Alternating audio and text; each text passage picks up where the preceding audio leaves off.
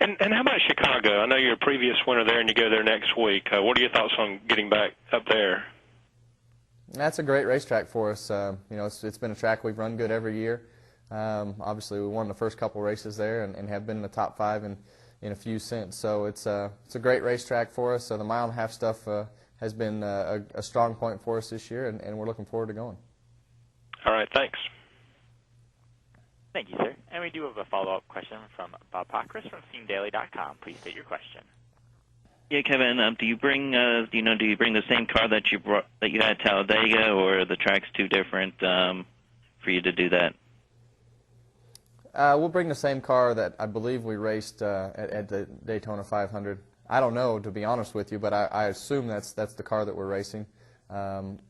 It is, okay. Yeah, that is the car that we're racing. So, that's the car that has the most history and probably has a little bit more downforce than the Talladega car. And for us, for me, I just quit asking about what car they're bringing. They've all run pretty good, so I've just tried to concentrate on what I was doing, and they've done a good job with the cars that they've been bringing.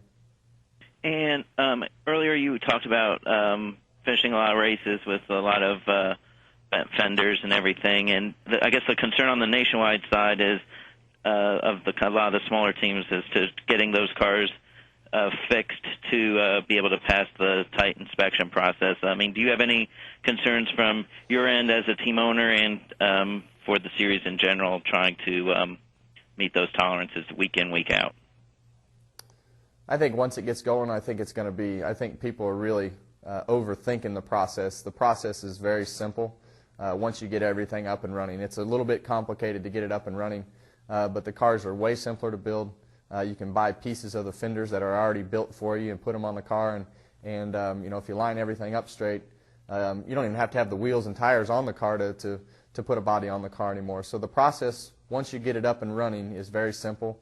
And it shouldn't be that big of a problem to get the cars rebuilt. It should be a lot easier, to be honest with you. Thank you. Mm-hmm.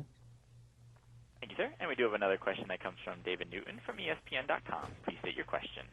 Yeah, Kevin, I want to kind of follow up what you said earlier about the point system and consistency and all. Having said that, do you feel like, though, still that when you get inside the chase, it's going to take winning one or maybe multiple races to actually win a championship? Well, I do. I think you're going to have to win 1 or 2 races in the chase to be in contention, but you can't have those disasters. We had our 100-point disaster at Martinsville with a brake failure. You've seen, obviously, you can see the DNFs that the 11 and the 48 have had. So you have to prevent those DNFs from happening. You have to prevent those 35th to 40th place finishes. And it used to be a 12th place finish would win. I think you're going to have to be 7th or 8th average in the last 10 races to make it happen. And it's competitive. I mean, you've got a substantial lead in the points, but you've got 2 guys that have won 4 more races than you had. Does it kind of irk you, though, a little bit that you haven't won more races? Not really. When you follow the year up that we've had compared to what we had last year, you learn not to get greedy. And I've been around this deal long enough to know that we keep running like we are, we'll win our share of races. I mean, you saw the 11 go through their streak. They won 5 out of 11 races. The 48's gone through streaks, and this is a very streaky sport. So when you get on that streak, you have to ride that wave, and then you have to prevent, when that streak ends, you have to prevent the disasters from wrecks and parts failures and things. But you also, when you get to the last 10, you got to push engines, cars, everything that you can to be as, taking everything that you can from what you can put on the racetrack. So, it doesn't irk me at all. I mean, we've been fortunate to be where we are, and 5 race wins and 5 DNFs won't win a championship. Promise. One last thing. Whose legs are you looking most forward to seeing on the beach? Man, I don't know.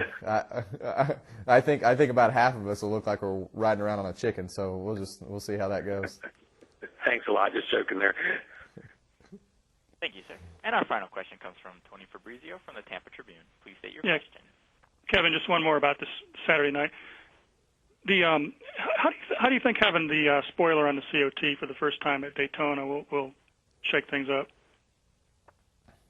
Well, if at all? with the bigger plate, with the bigger plate and with the spoiler on the cars are going to pull up faster than they did before. That's for sure.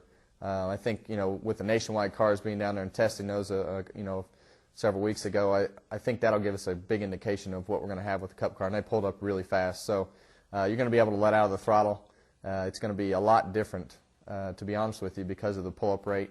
And we saw a lot faster pull-up rate than at the Daytona 500 with the bigger plate, and now we have a bigger plate yet. So it's going to be exciting, and you're going to see a lot of cars passing and moving and going and doing the things that they did at the Daytona 500 just a little bit faster.